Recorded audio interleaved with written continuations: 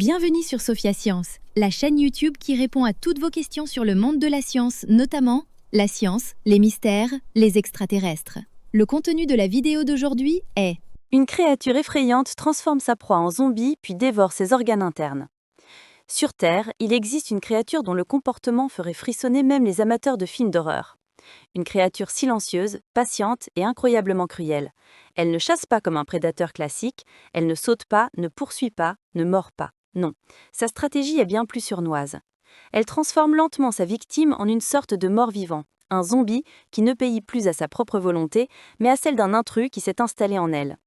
Et pendant que la victime continue d'avancer comme si de rien n'était, la créature se nourrit tranquillement de ses organes internes, morceau par morceau.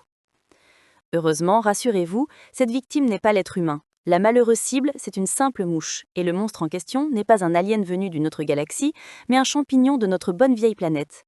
Son nom scientifique est Entomophthora musculae, mais on le surnomme plus directement le champignon tueur de mouches. Et vous allez le voir, ce surnom n'est vraiment pas exagéré. Imaginez une mouche en train de voler normalement. Rien ne semble inhabituel. Mais sans qu'elle le sache, une petite spore microscopique du champignon s'est posée sur son corps. Une spore, c'est un peu la graine d'un champignon, mais minuscule, tellement petite qu'on ne peut pas la voir à l'œil nu. En quelques heures, cette spore se réveille, germe et libère un petit tube, un peu comme une racine qui perce la peau de la mouche. Sa cuticule, un peu comme une pointe d'épine qui transperce une feuille de papier. Une fois à l'intérieur, le champignon gagne l'hémolymphe. C'est l'équivalent du sang pour les insectes. Pour imager, imaginez que vous versez du colorant dans un verre d'eau. En quelques secondes, la couleur se répand partout. Le champignon se répand dans le corps de la mouche de la même manière. Ses cellules circulent, se multiplient, envahissent tout.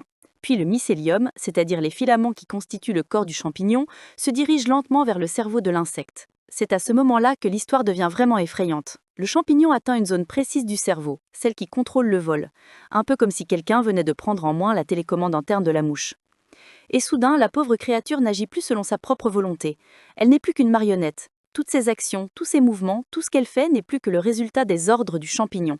À partir de là, la mouche cesse de voler. Ce n'est pas qu'elle ne peut plus, c'est que le champignon le lui interdit. Il la force à ramper uniquement.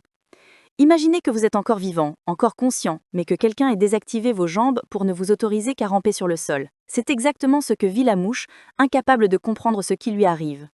Pendant tout ce temps, le mycélium continue de se développer dans son corps. Et ce champignon n'est pas pressé, il commence à manger doucement les organes internes de la mouche. Mais sans tout dévorer d'un coup, non. Il avance petit à petit, exactement comme on déguste un fruit de l'intérieur sans toucher la peau. La mouche, elle, continue de se déplacer, fatiguée, affaiblie, vidée de sa force.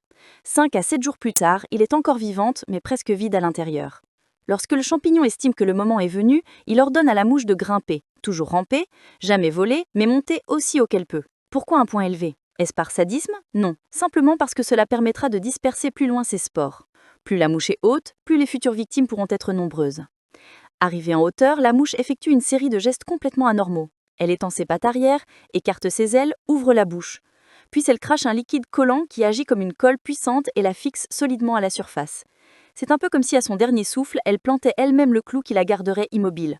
Ce comportement étrange n'est pas un hasard.